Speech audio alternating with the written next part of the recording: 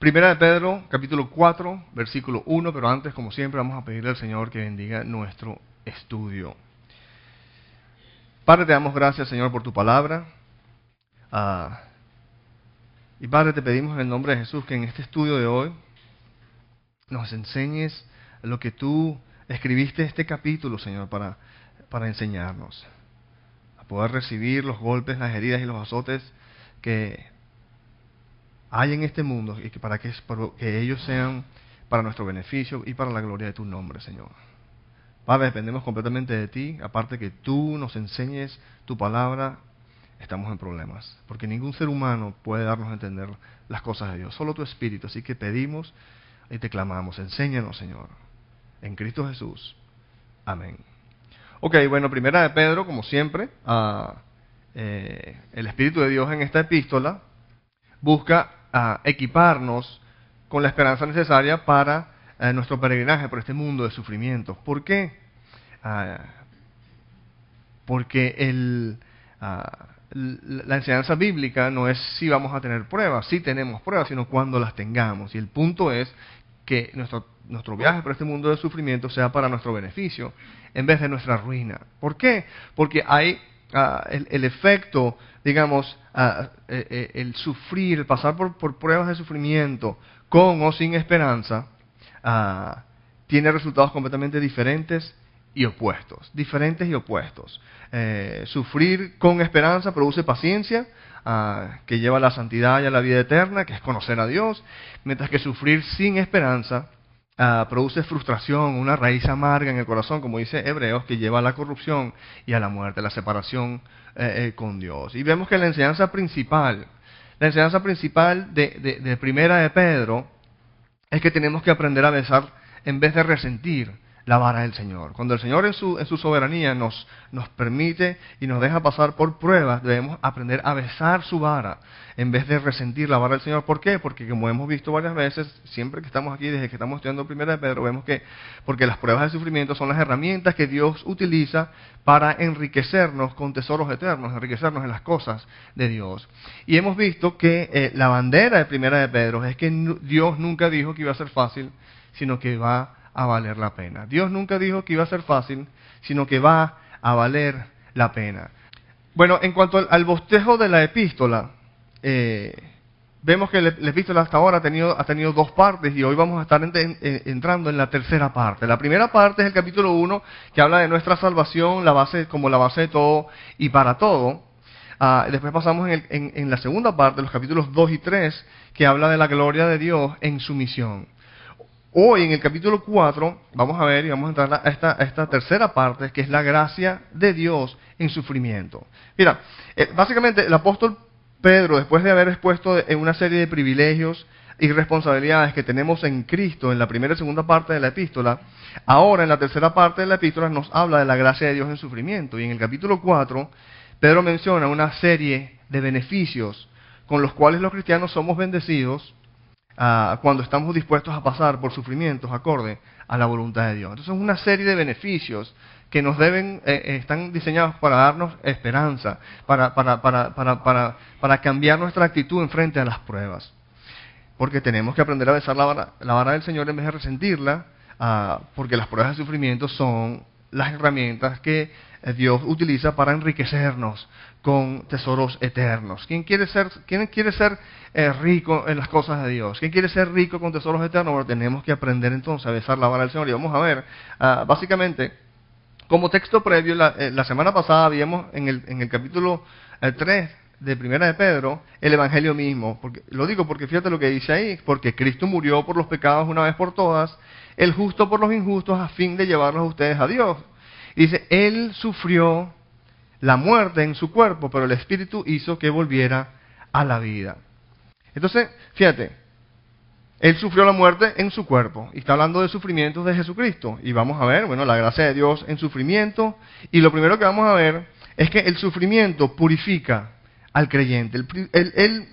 El sufrimiento purifica al creyente, porque el primer versículo del capítulo 4, por eso leí el versículo 18 del capítulo anterior, dice, por tanto, Por tanto, porque está explicando y está hablando de la realidad de que Jesucristo vino y sufrió la muerte de cruz.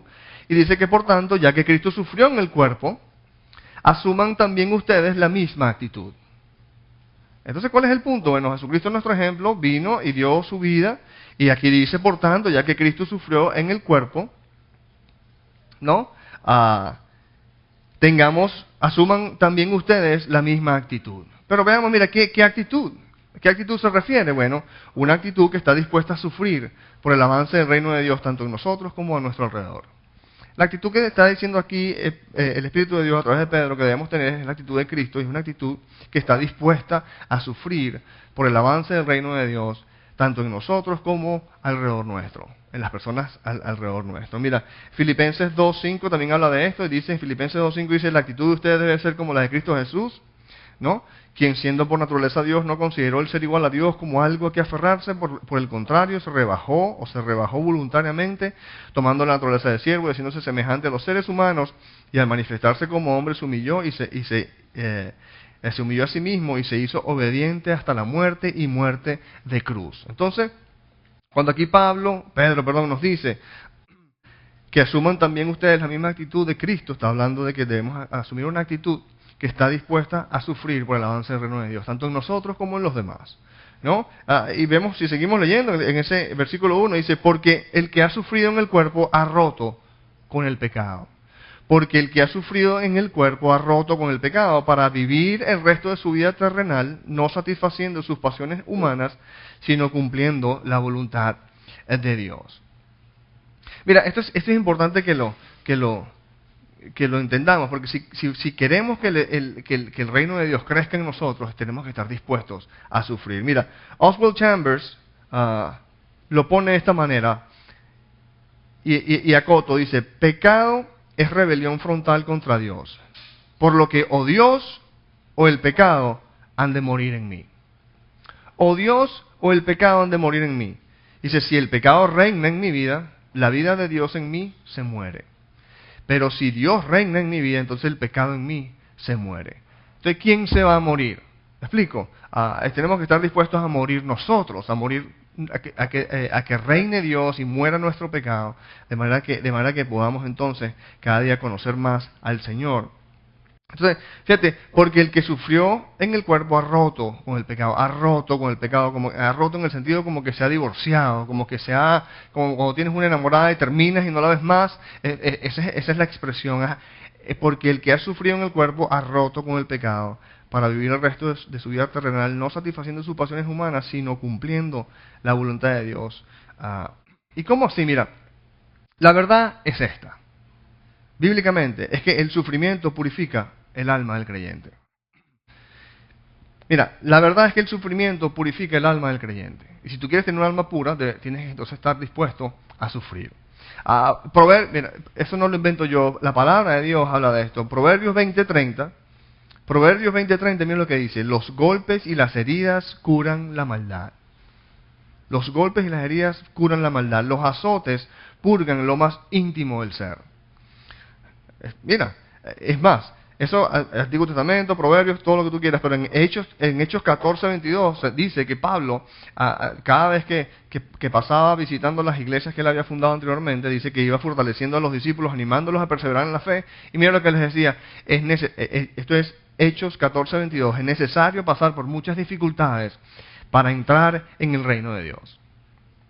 Es necesario pasar por muchas dificultades para entrar en el reino de Dios, para que el reino de Dios sea instalado en nuestros corazones, de manera que cada día seamos más libres del pecado y cada día seamos más capaces en esa libertad de conocer a Dios y deleitarnos en Él.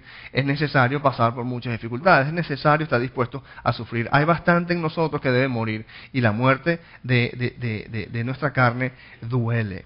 Mira, la aflicción nos hace obedientes a la palabra. La aflicción nos hace obedientes a la palabra. En Salmo 119:67. Salmo 119, versículo 67 dice, antes de sufrir anduve descarriado, pero ahora obedezco tu palabra.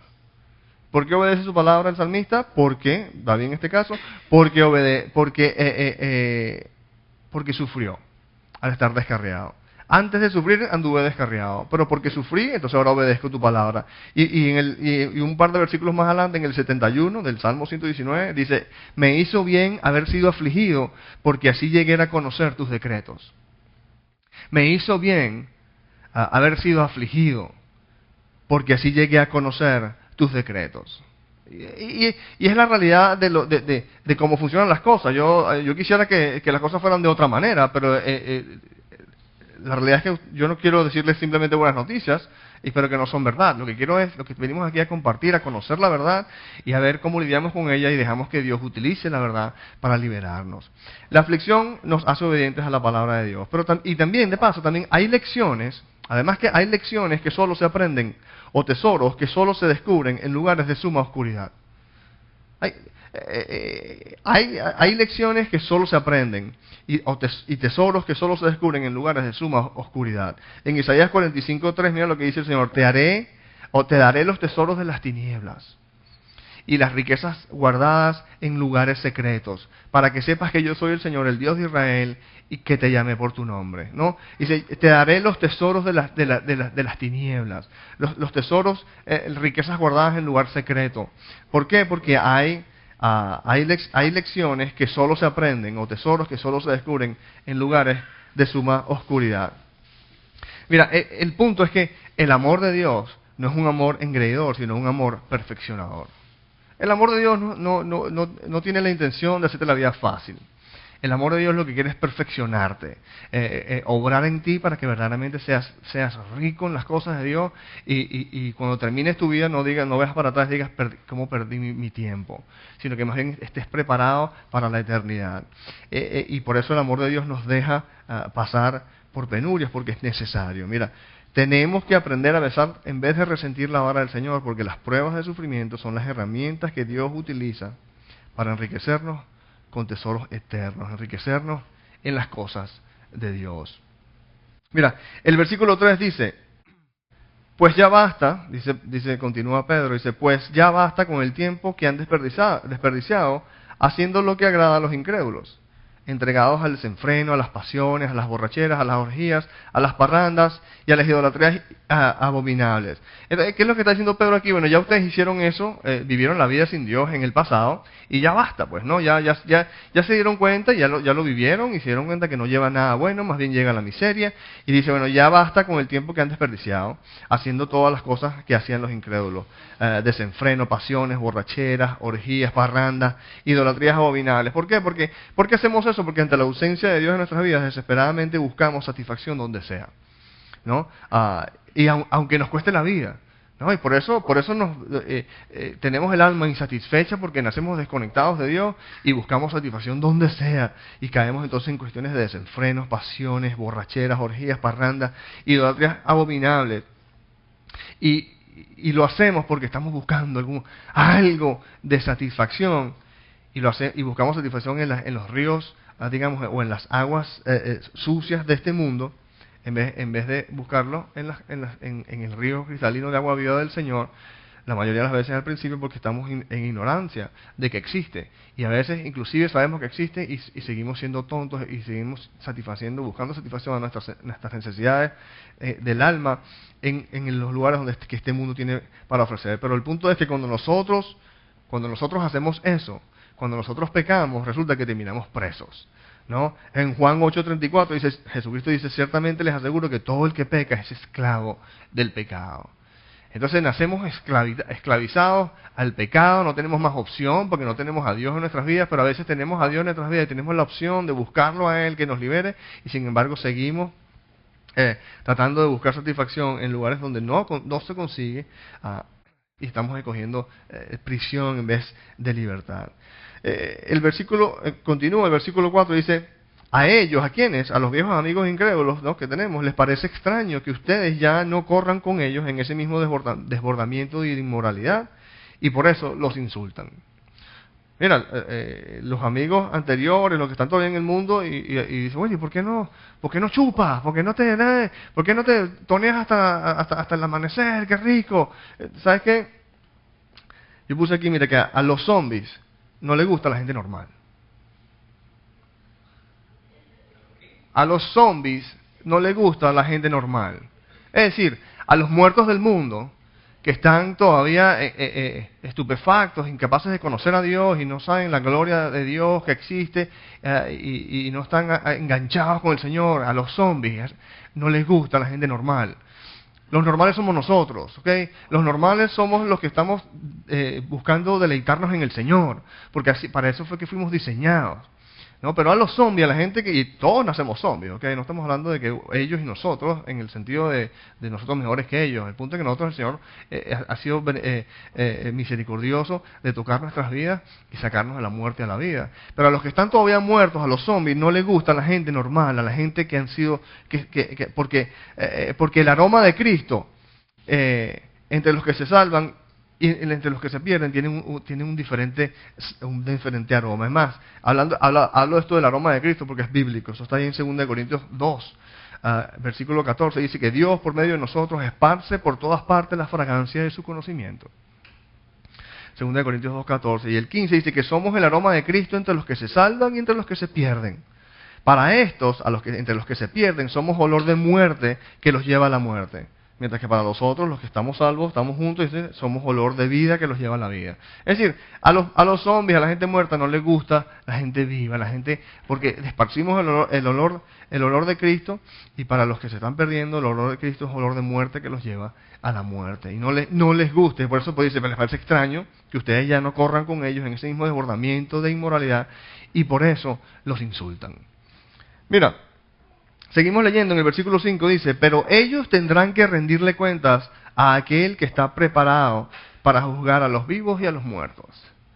Y aquí llegamos tú sabes, a temas sombríos, pero lo dice claramente, yo tengo que ser fiel en expresar la realidad de lo que la palabra enseña. Pero ellos, los incrédulos, tendrán que rendirle cuentas a aquel que está preparado para juzgar a los vivos y a los muertos. Mira, tengamos esto claro.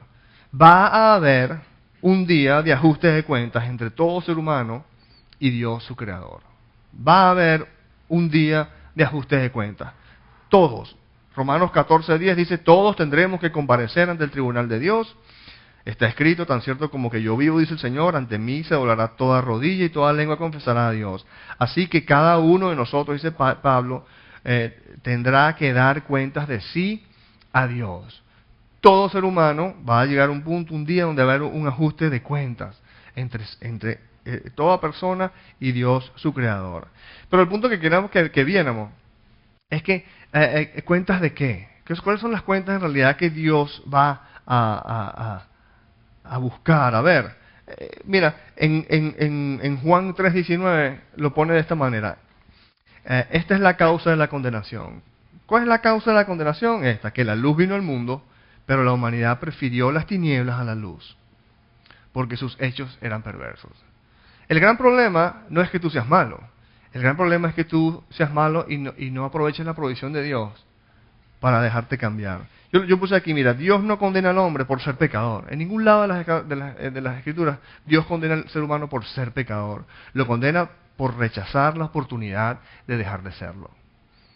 ¿Ok? Entonces Juan 3:19, esta es la condenación, que la luz vino al mundo, pero la humanidad prefirió las tinieblas a la luz. Entonces el punto es que Dios le da a todo ser humano la oportunidad de salir de su prisión de pecado, porque todos nacemos en nuestra prisión de pecado. Pero si prefiere la cárcel de su pecado en vez de la libertad de la presencia de Dios, Dios no lo va a forzar a salir de su cárcel. Y llega el punto en que ya es demasiado tarde. Okay, entonces, no es tanto, bueno, todo lo que hiciste, en lo que Dios va a juzgar es, ok, no que eres malo, sino que eres malo y aquí te di la provisión. Mi Hijo Jesucristo era la mano que te extendí para salir de tu miseria. ¿La aceptaste o no? No que eras malo, sino que si tú me aceptaste, la provisión que yo te di, la extensión de amor que puse a tu disposición, ¿por qué? Porque preferiste tu cárcel, pues entonces Dios dice, así sea. Y te quedas en tu cárcel por toda la eternidad. Tenemos esa oportunidad en este mundo de Jesucristo con la cruz abre la puerta de la cárcel. Todo ser humano puede salir de esa cárcel. El tema es que sepa que la puerta está abierta, entender y creer que Dios le perdonó los pecados y utilizar el arrepentimiento para salir de la cárcel de su pecado y conocer a Dios, que es lo que hacemos aquí, buscando a conocer al Señor, primero que nada en fe, para conocer su amor incondicional y todo, que Él nos enseñe, básicamente que nos enseñe a vivir. Pero tengamos claro que que va a haber un día de ajuste de cuentas entre todo ser humano y Dios, su creador. Y Dios no va a condenar al hombre por haber sido pecador, sino por haber rechazado la oportunidad de dejarlo de serlo en su Hijo Jesucristo. El versículo 6 dice: por esto también se le predicó el Evangelio aún a los muertos, mejor dicho, aún a los que ahora están muertos, para que a pesar de haber sido juzgados según criterios humanos, en lo que atañe al cuerpo, vivan conforme a Dios, en lo que atañe al Espíritu. Hay gente que utiliza este versículo para decir que, bueno, aquí se dice que se le predicó a los muertos. En realidad, fíjate cómo lo traduce la nueva traducción viviente. Por esta razón, la buena noticia o el Evangelio fue predicado a los que ahora están muertos. Aunque fueron destinados a morir, como toda la gente, ahora vivirán para siempre con Dios en el Espíritu. Entonces, es el Evangelio de Jesucristo el que le da vida a la gente, el que habilita a la gente a salir de la cárcel, de la prisión de su pecado y conocer a Dios. Pero entonces el punto primero de los primeros 6 versículos de esta parte es que el sufrimiento purifica al creyente. Y ahí lo vemos en el versículo 1, dice que porque el que ha sufrido en el cuerpo ha roto con el pecado, para vivir el resto de su vida terrenal no satisfaciendo sus pasiones humanas, sino cumpliendo la voluntad de Dios en pureza. Vimos que Oswald Chambers dice que pecado es rebelión frontal contra Dios porque por lo que o Dios o el pecado han de morir en mí, ¿no? Y lamentablemente la forma en que Dios mata el pecado es muy dolorosa, pero vale la pena.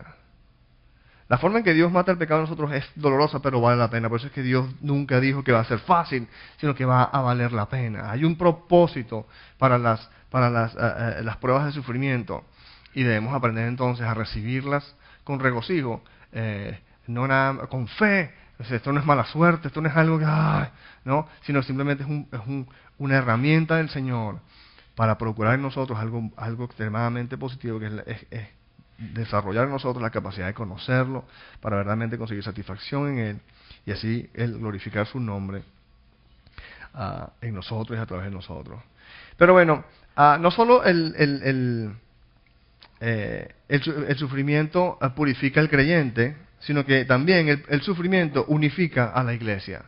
Y eso es lo que vamos a ver en la segunda mitad de hoy, de los versículos 7 al 11, que el sufrimiento unifica a la iglesia. Y lo primero que vamos a ver es que el sufrimiento hace que nos enfoquemos en lo más importante, nuestra vida de oración, nuestra relación con Dios. El versículo 7, mira lo que dice: ya se acerca el fin de todas las cosas.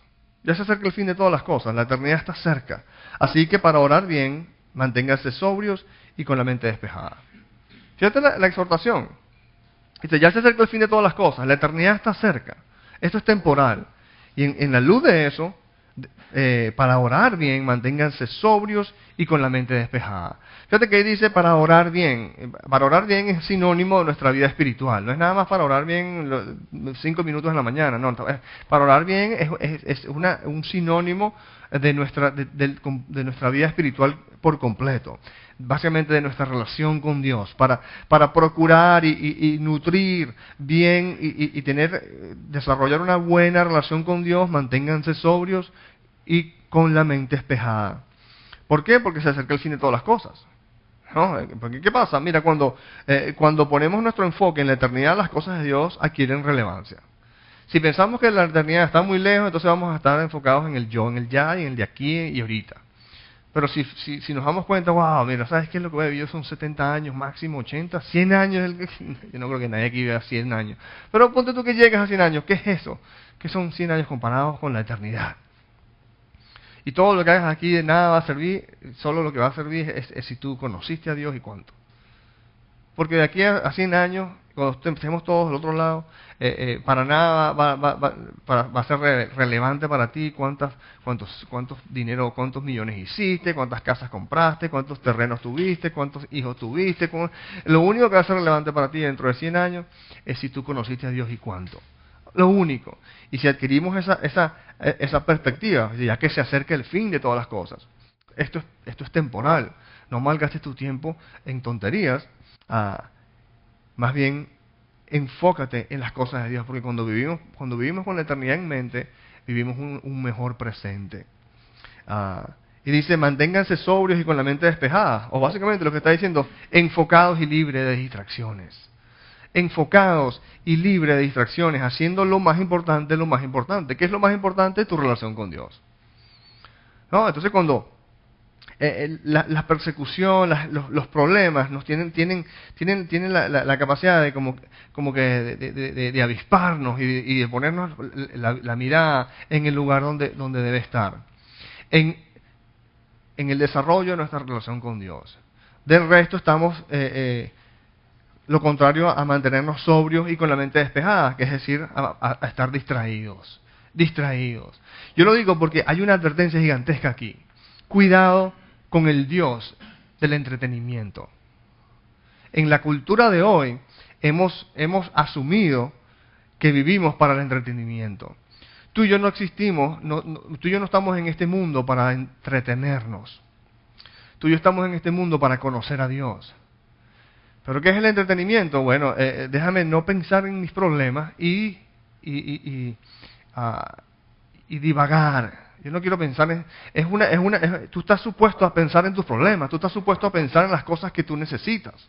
No a estar todo el día eternamente distraído para no tener que pensar en tus problemas. Es que cuando tú empiezas a pensar en tus problemas, te das cuenta que tienes un problema principal, es que de falta de satisfacción en Dios, y eso te enfoca a verdaderamente utilizar tu tiempo en este mundo con el propósito para el cual Dios te lo dio, para que te reconectes con Él y lo conozcas cada día más, y al conocerlo lo des a conocer. Pero tengamos cuidado con el Dios del entretenimiento, el Dios que busca estar siempre distraídos, y no queremos estar pensando en problemas, queremos estar tú sabes, distraídos. La realidad es que hay tiempo, y el Señor descansó el último día de la semana, y el punto es que, y eso es una forma para nosotros de emular, nosotros trabajamos y descansamos para poder trabajar mejor.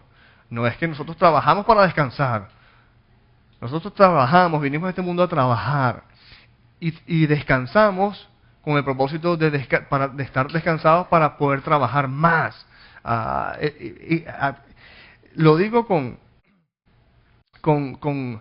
convicción, porque me he dado cuenta de la realidad de que toda esta cultura está diseñada, y el enemigo lo ha hecho de manera muy sigilosa, de hacernos entender que el punto es perder el tiempo. Mientras menos piense yo en mis problemas, mejor. No. Aquí no es de que nos hundamos en nuestros problemas, sino que verdaderamente busquemos la solución de nuestros problemas en el lugar adecuado, que es en el Señor. ¿Okay? Entonces tengamos cuidado con el Dios del entretenimiento, porque estamos aquí supuestos a estar sobrios y con la mente despejada para trabajar y poder, así como dice aquí, y así poder orar bien o desarrollar una vida de oración, una vida de comunión con Dios en el lugar que está la respuesta para todo. Ahí es donde ahí es donde se nutre la fe, ahí es donde conseguimos libertad, ahí es donde conocemos a Dios, y ese ha de ser el gran altar de nuestras vidas, no el altar del entretenimiento. ¿Ok?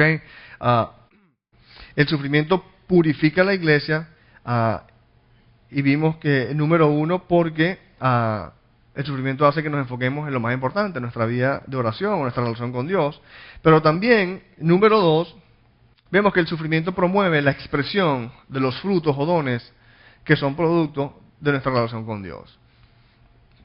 Mira, el primer don que es promovido es el don del amor horizontal o del amor perdonador en el ámbito con nuestros prójimos. El versículo 8 dice, sobre todo, ámense los unos a los otros. Profundamente, porque el amor cubre multitud de pecados. El amor cubre multitud de pecados. ¿Cómo vas a lidiar tú con la gente? Con amor. El amor perdona. El amor no es que permite iniquidad a su alrededor, pero el amor él no se molesta, el amor no busca, balancear las cuentas. No, el amor que estamos supuestos a dar es un amor perdonador, un amor que da gracia. Y mira, en Juan 13:34 el Señor lo puso de esta manera: este mandamiento nuevo les doy. Y el mandamiento nuevo dice que se amen los unos a los otros. Pero ese mandamiento no es nuevo, ese mandamiento está en Levítico hace 1000 años. Bueno, eran miles, pero de hoy sí. Pero para el momento que Jesús lo dio, cientos de años anteriormente, ya ese mandamiento ya se ha dado. Pero ¿por qué dice este mandamiento nuevo les doy? Porque la parte nueva del mandamiento es que se amen los unos a los otros, así como yo los he amado. Esa es la parte nueva de ese mandamiento. Así como yo los he amado, también ustedes deben amarse los unos a los otros. Y de paso, de este modo, sabrán que son mis discípulos. Todos sabrán que son mis discípulos si se aman los unos a los otros. Pero el punto es que ámense los unos a los otros como yo los he amado. Está supeditado a que la persona que se le está comandando amar ha recibido amor del Señor. Así como yo los he amado, en la medida en que han conocido mi amor, en esa medida denlo a los demás, es lo que el Señor nos está dando. Y tenemos que entender esto, porque aquí Pedro nos dice, sobre todo, ámense los unos a los otros profundamente, porque el amor cubre multitud de pecados. Pero entendamos esto, esto es un principio que tenemos que entenderlo claramente. Nadie puede dar lo que no tiene. Si tú me pides a mí que te dé $1.000.000, yo puedo tener toda la intención de dártelo, pero sabes que no puedo dártelo. ¿Por qué? Porque no tengo $1.000.000. Y nadie puede dar lo que no tiene. Una persona solo puede amar en la medida en que esa persona ha recibido amor. Cuando Dios te dice, amen los unos a los otros, está supeditado en la realidad de que tú estás conociendo su amor. Como yo los he amado, entonces ámense ustedes los unos a los otros. Si tú no conoces el amor de Dios, no vas a tener nada que darle. Si sientes que esto es ley, tienes que darle amor, que lo que le vas a dar es lo mejor de tu carne, pues eso puede que te glorifique a ti, pero eso no glorifica al Señor. El gol es que tú y yo conozcamos el amor de Dios y tengamos entonces que darle a nuestro prójimo. En 1 Juan 4:19 dice, nosotros amamos a Dios porque Él nos amó primero. A Dios mismo lo amamos porque conocimos su amor. Y en la medida que conocemos su amor, somos capaces de darle amor a los demás. Si queremos ser capaces de amar horizontalmente a nuestro prójimo, tenemos que verticalmente enfocarnos en llenar nuestras almas del amor de Dios.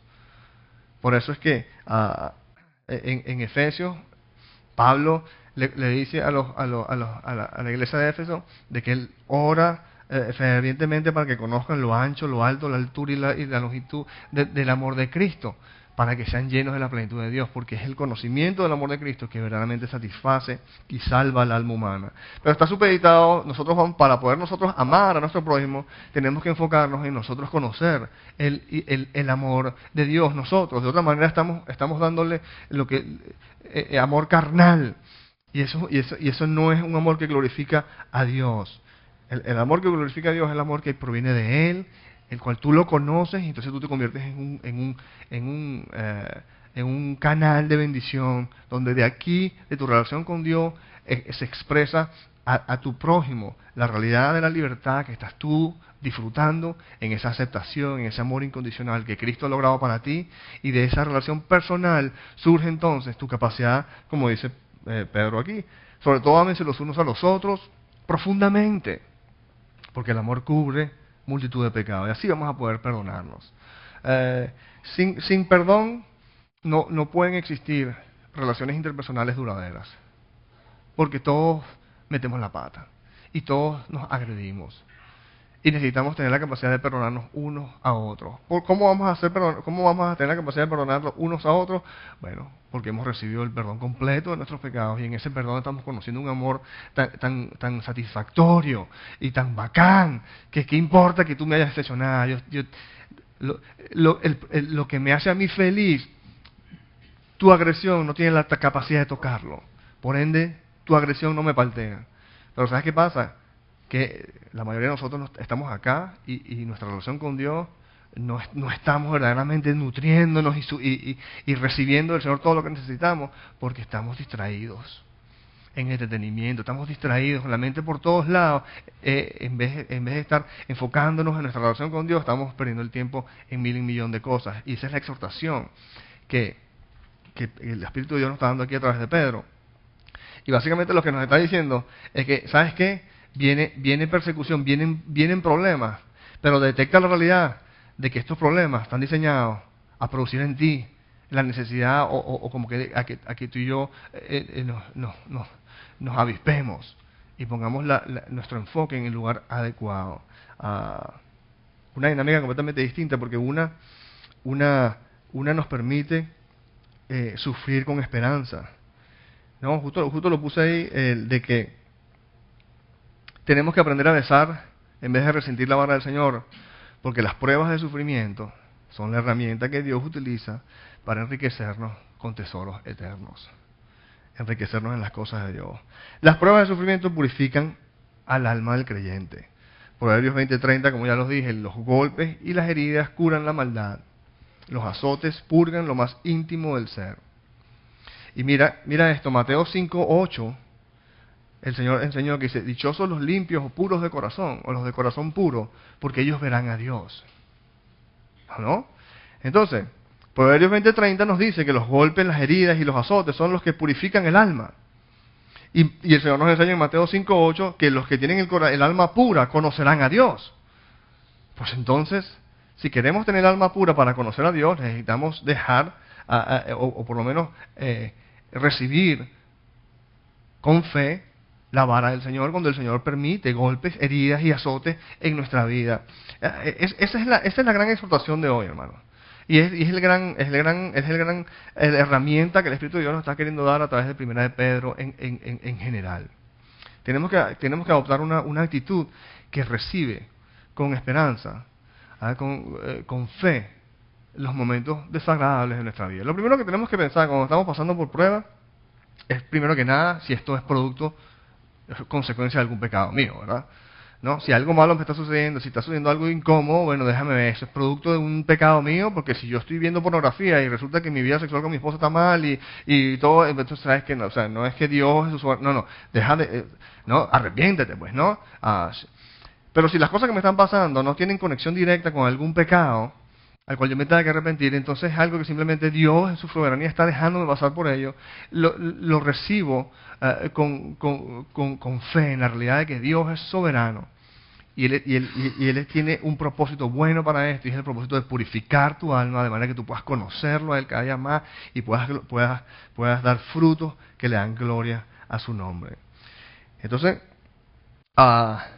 si seguimos entonces aquí con la segunda parte, que dice que el sufrimiento unifica a la iglesia, y vimos que porque el sufrimiento promueve la expresión de los frutos o dones que son producto de nuestra relación con Dios, vemos que aquí otro fruto es el de la hospitalidad. En el versículo 9, Pedro nos dice: practiquen la hospitalidad entre ustedes sin quejarse. Practiquen la hospitalidad entre ustedes sin quejarse. Mira, hospitalidad tiene que ver con amor, generosidad y transparencia. Porque a veces, si no tenemos amor, no vamos a abrir nuestras casas.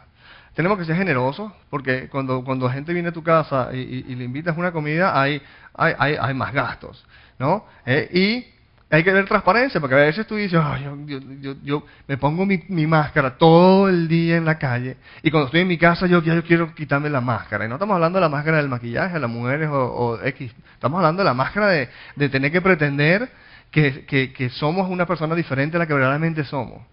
Entonces, tiene que haber amor, tiene que haber generosidad y tiene que haber transparencia para que tú y yo podamos ser gente hospitalaria, ¿no? Y aquí estamos comandados por: practiquen la hospitalidad entre ustedes y sin quejarse.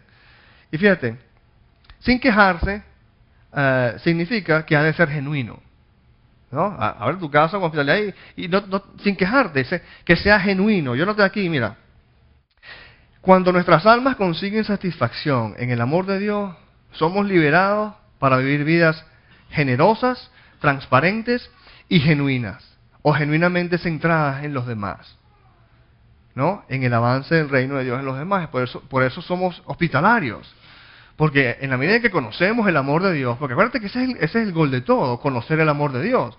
Y aceptamos sufrimiento porque esa es la herramienta que Dios está utilizando para purificar nuestros corazones, que necesita ser purificado para poder conocer el amor de Dios. Y cuando conocemos el amor de Dios tenemos estos frutos de bendición al mundo. Entonces, cuando nuestras almas consiguen satisfacción en el amor de Dios, somos liberados para vivir vidas generosas, transparentes y genuinamente centradas en los demás, en el avance del reino de Dios en los demás. Si no estamos consiguiendo satisfacción en el amor de Dios, vamos a estar ensimismados, tratando de forjar nuestra propia identidad, tratando de hacernos felices a nosotros mismos, y no nos va a quedar tiempo para más nadie. Y no vamos a estar ocupándonos del crecimiento espiritual de los demás, cuando ¿qué es crecimiento espiritual? Ni que 8 cuartos. Yo lo que tengo es que hacer bastante dinero para poder conseguir las cosas que quiero, las cosas que me van a hacer feliz. O tengo que hacer bastante ejercicio para estar bien flaco, que es lo que me va a hacer feliz. O tengo que, ponle tú el nombre que tú quieras. La realidad es que tenemos que hacer un cambio de paradigma, donde vemos, ¿sabes qué? ¿Dónde está la felicidad? Estás en el Dios de la Biblia, en vida eterna, en tu capacidad de conocerlo a Él. Y dejar que entonces estas cosas, redireccionen nuestros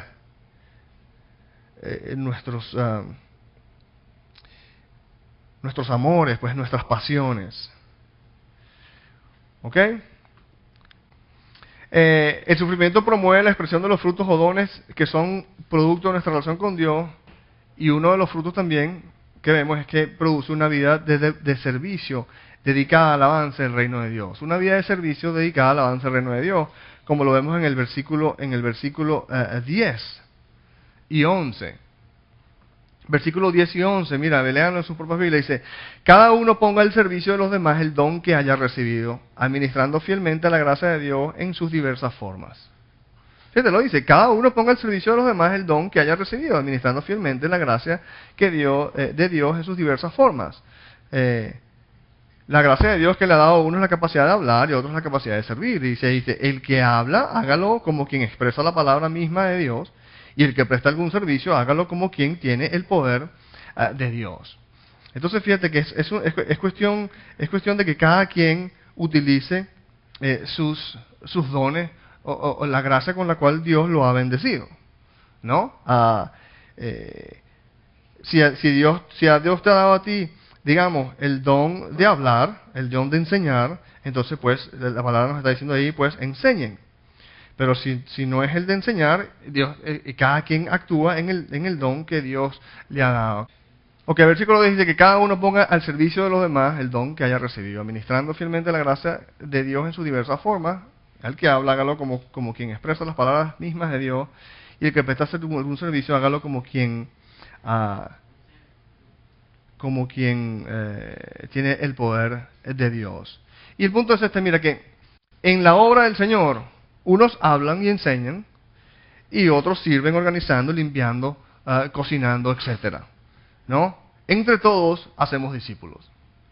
Entre todos hacemos discípulos, ese es el punto, ¿no? Eso no fue la gran comisión que el Señor nos ha dado, de hacer discípulos. Mateo 28:19 dice: por tanto vayan y hagan discípulos de todas las naciones. Por tanto vayan y hagan discípulos de todas las naciones. Todos estamos comandados a ser discípulos de todas las naciones. En 1 Corintios 15:58 nos dice: queridos hermanos, manténganse firmes e inmovibles, progresando siempre en la obra del Señor. Eso es un comando. Manténgase firmes e inmovibles, progresando siempre, con abundancia en la obra del Señor. Progresando siempre en la obra del Señor. Conscientes de que su trabajo en el Señor no es en vano. Entonces, miren, en la obra del Señor, unos hablan y enseñan, otros sirven organizando, cocinando, limpiando, etcétera. Entre todos hacemos discípulos. Y eso es lo que estamos haciendo aquí hoy. Ese es el gran gol de nuestra vida en este mundo, de hacer discípulos. Y eso es lo que ha de ocupar nuestra prioridad, la prioridad de hacer discípulos. ¿Ok? Entonces, en la obra del Señor unos hablan y enseñan, otros sirven organizando, cocinando y limpiando. Entre todos hacemos discípulos. El otro don que vemos que se expresa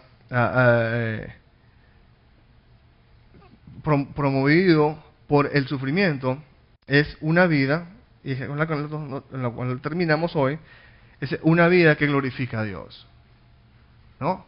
los sufrimientos producen en nosotros una vida que glorifica a Dios. En Juan 15:8, Jesús explicó y dijo que mi Padre es glorificado cuando ustedes dan mucho fruto. ¿Cómo glorificas tú a Dios? Porque a veces, bueno, estoy supuesto a vivir para la gloria de Dios, pero ¿cómo glorifico yo a Dios?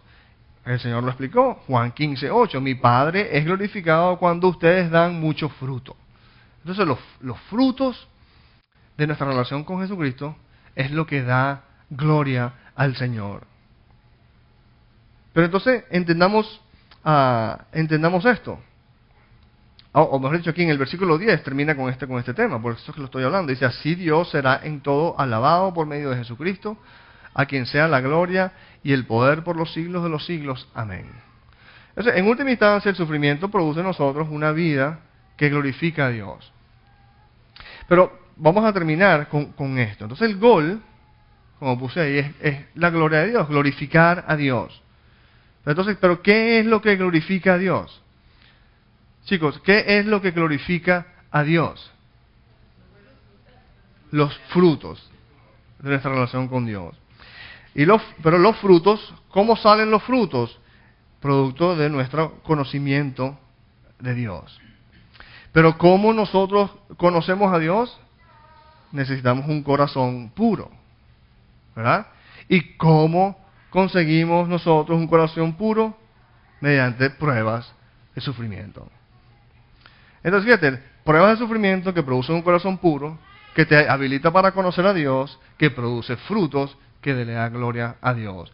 Entonces, en definitiva, en el fondo de todo, ¿qué tenemos entonces aquí como enseñanza principal y como de base de todo? Que tenemos que aprender a besar en vez de resentir la vara del Señor, porque las pruebas de sufrimiento son las herramientas que Dios utiliza para enriquecernos con tesoros eternos. Mira, las pruebas de sufrimiento nos habilitan para conocer a Dios y disfrutar su amor. Esa verdad tiene que anclarse en nuestros corazones. Recuérdate, las pruebas de sufrimiento nos habilitan a conocer a Dios y disfrutar de su amor. La próxima vez que venga alguien y te insulte, en vez de reaccionar como tú siempre has reaccionado, date cuenta, mira, Proverbios 20:30, los golpes y los azotes curan mi maldad y los azotes purifican lo más íntimo del alma. En vez de reaccionar de una vez, entiende tú quieres conocer a Dios y le has pedido al Señor que te dé la oportunidad de conocerte. Bueno, entiende que estas situaciones pesadas, si tú te dejas entrenar por ellas, tienen la capacidad de purificar tu alma para que tú conozcas a Dios y puedas entonces dar frutos que glorifican al Señor.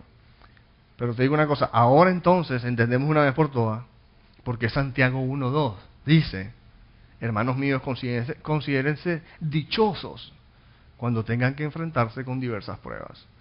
No sé si tú te acuerdas la primera vez que tú leíste ese versículo, yo me partí y dije, no, esto tiene que estar escrito mal, busqué otra Biblia a ver.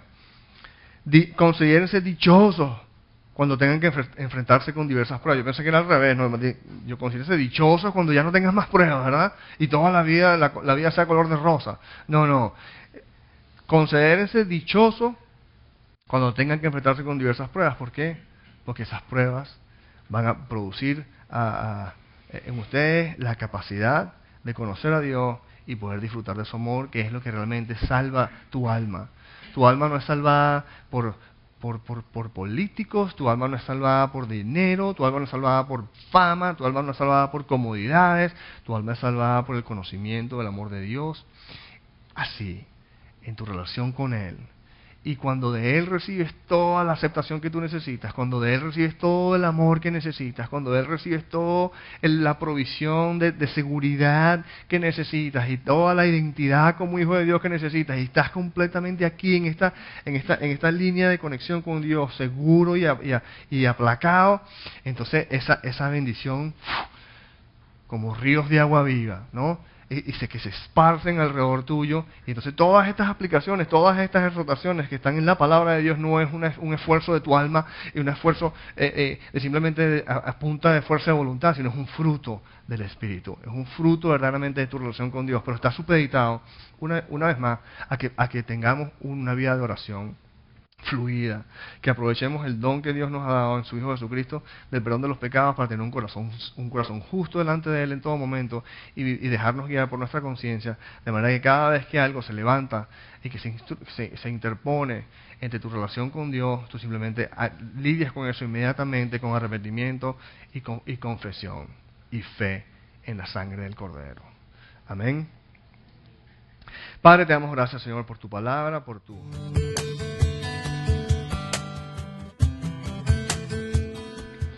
No queremos terminar nuestra enseñanza sin antes darte una oportunidad para entregar el control de tu vida a Jesucristo. No estoy hablando acerca de hacerte religioso o de afiliarte a alguna iglesia en particular. Estoy hablando acerca de conseguir verdadera vida, paz y gozo a través de una relación personal con el Señor Jesucristo. Si estás decidido, repite conmigo: Señor Jesucristo, me arrepiento de todos mis pecados. Te pido que entres en mi vida. Sé mi Señor y Salvador. Ahora que formalmente le has entregado tu vida a Jesucristo, entiende lo siguiente: Jesucristo guía a su pueblo a través de su palabra, la Biblia, por lo que te exhorto vehementemente a congregarte en una iglesia donde se enseña la palabra de Dios para que crezcas en la libertad que solo Jesucristo puede darte. Él mismo enseñó en Juan 8, 31 y 32 que los que se mantienen fieles a sus enseñanzas conocerán la verdad y la verdad los hará libres. Que Dios te bendiga y recuerda: eres amado, eres amado, eres amado.